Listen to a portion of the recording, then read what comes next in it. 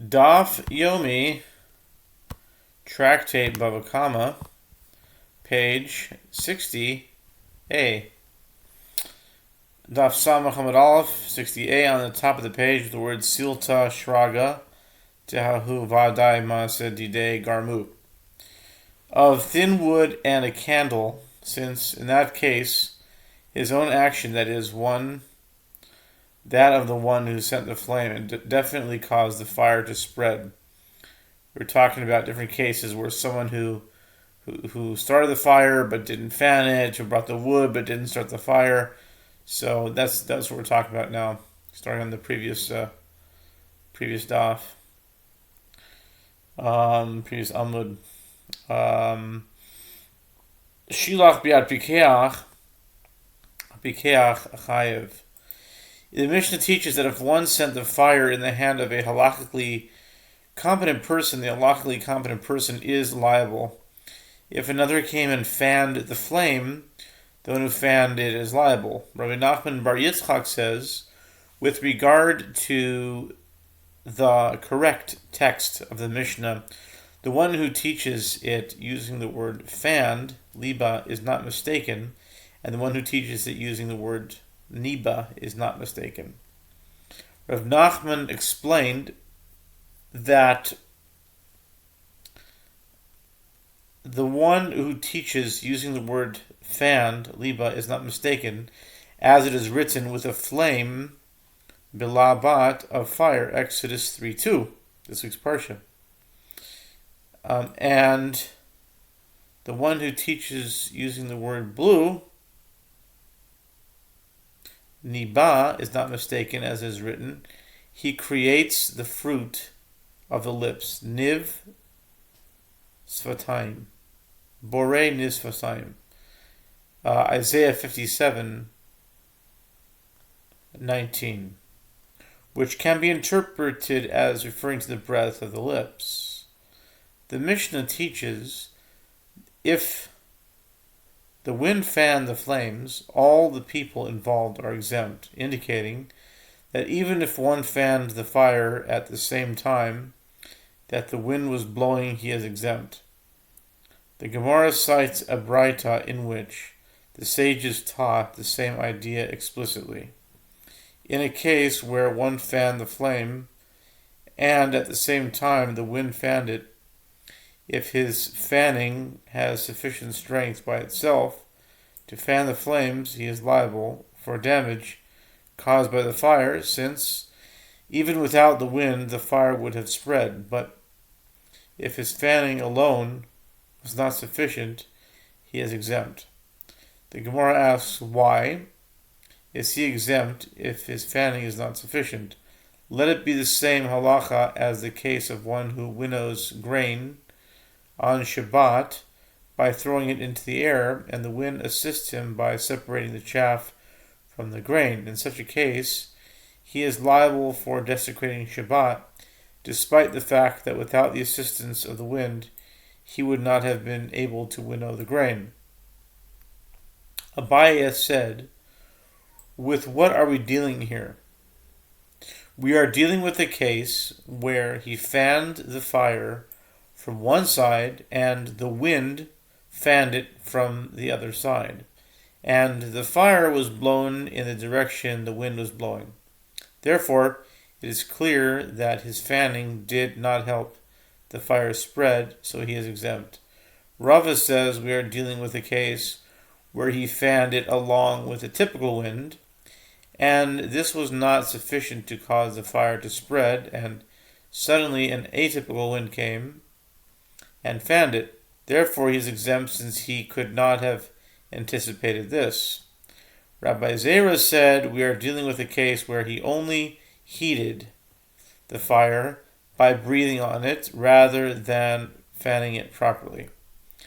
Rav Ashi said when we say that one is liable in a case where he winnows and the wind assists him, this statement applies with regard to the halachot of Shabbat. With regard to Shabbat, the principle is that the Torah prohibited planned constructive labor. Hani mili l'inyan Shabbat, de melechet machshevet asra Torah. Aval hacha garma ba'almahu, garma b'nizakin pater. But here, in the context of damages, he is considered to have caused damage merely through indirect action, and one who causes damage through indirect action is exempt. New Mishnah, Hasholeach yasa be'era v'achla eitzim o avanim o afar chayav. Shenamar ki seisei eish u'matzah kotzim ne'echal gadish o hakama o sadeh shalem yishalem aver et habe'era. If one sends forth a fire, that is, he allows it to escape and it consumes wood or stones or earth. I don't know how it can consume stones, but okay. He is liable, as is stated. If a fire breaks out and catches in thorns, so that a sack of grain or a standing grain or the field is consumed, the one who kindled the fire shall pay compensation. Exodus 22:5, which teaches that he is liable also for destroying the field itself. Gemara, with regard to the verse cited in the Mishnah, Rava says, why do I need the merciful one to write in the Torah all of the terms, thorns, a stack of grain, standing grain in a field, which seem to be redundant?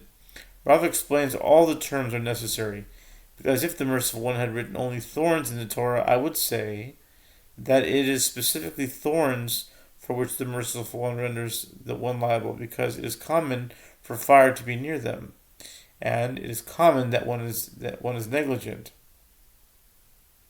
But with regard to a stack of grain, with regard to which is not common for fire to be near it, as grain is valuable, so one keeps it out of harm's way, and it is not common that one is negligent in allowing it to catch fire, I would say that he should not be liable.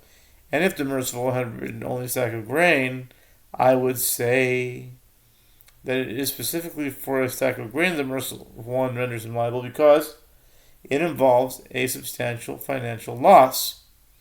But with regard to thorns, which involve only a minimal loss, I would say that he should not be liable. Therefore, the verse teaches that he is liable for damage to thorns as well. Why do I need the Torah to state the term standing grain?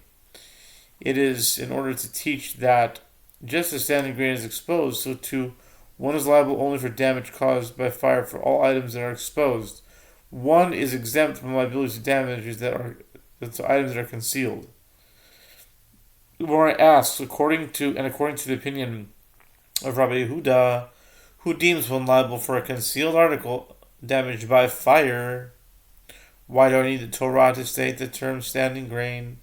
The Gemara answers, the term serves to include all items that have stature, that is, trees and animals, and not only produce. The Gemara asks, and according to the opinion of the rabbis, who derive the halacha of concealed articles from the term standing grain, from where do they derive that all items that have stature are included? The Gemara answers, they derive from the term or standing grain, since the additional word or is an inclusive term.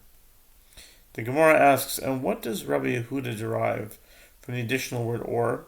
The Gemara answers, he requires the word or to divide the terms, that is, to teach that one is liable for damage to any one of the items listed, and not only where the fire burned all of them together. The Gemara then asks, and from where did the rabbis derive the halacha to divide the terms so that one is liable for damage to each one independently? The Gemara answers, they derive it from the second instance of the word or, as the verse states, or the field.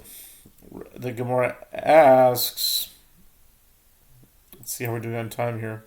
Okay, we have a few minutes left. The Gemara asks, and what does Rabbi Yehuda derive from the phrase or the field? The Gemara answers, since the merciful one wrote in the Torah or standing grain, he also wrote or the field, for stylistic consistency, but no additional halakha may be derived from this term. Rava continues to elaborate on the different terms in the verse. And why do I need the word field in the verse? It serves to include liability for damage in a case when the flames licked a plowed field and charred its stones. The Gemara asks, but let the merciful one only write the term field, and then it would not require all these other terms. If one is liable for damage to a field, which is not totally destroyed by the fire, he is certainly liable for damage to other items that are completely destroyed. The Gemara answers, it is necessary to write the other items as well, because if the merciful one had only written field, I would say that for what is in the field, yes, one is liable. But for anything else, no, one is not liable. Therefore, it teaches that one is liable for any damage caused by fire. The Gemara cites an Agadic midrash based on this verse. Rabbi Shmuel Bar Nachmani says that Rabbi Yonatan says, calamity befalls the world only when wicked people are in the world, but the calamity begins only with the righteous first, as it is stated in the verse, if a fire breaks out and catches in thorns, so that a stack of grain, or standing grain, or the field is consumed, Exodus 22:5. When does the fire, calamity emerge? At a time when the thorns, in other words, the wicked, are found with it. But calamity begins only from the righteous first, as it is stated in the continuation of the verse, and a stack of grain is consumed. It is not stated the fire breaks out and catches in thorns, it consumes the stack of grain. Rather, it states a stack of grain is consumed, meaning that the stack, in other words, the righteous, has already been consumed before the thorns.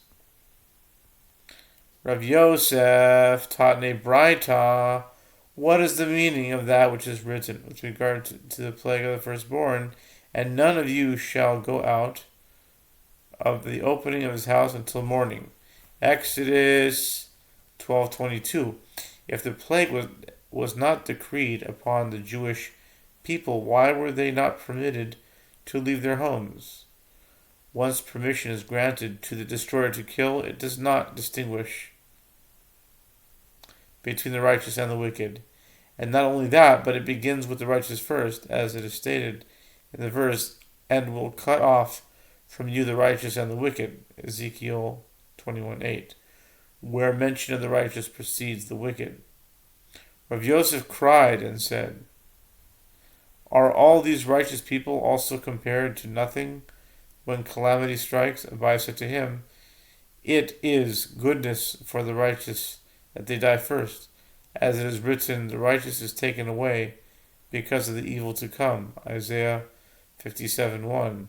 So that he will not have to endure the suffering that will befall the people. Rabbi Yehuda says that Rav says,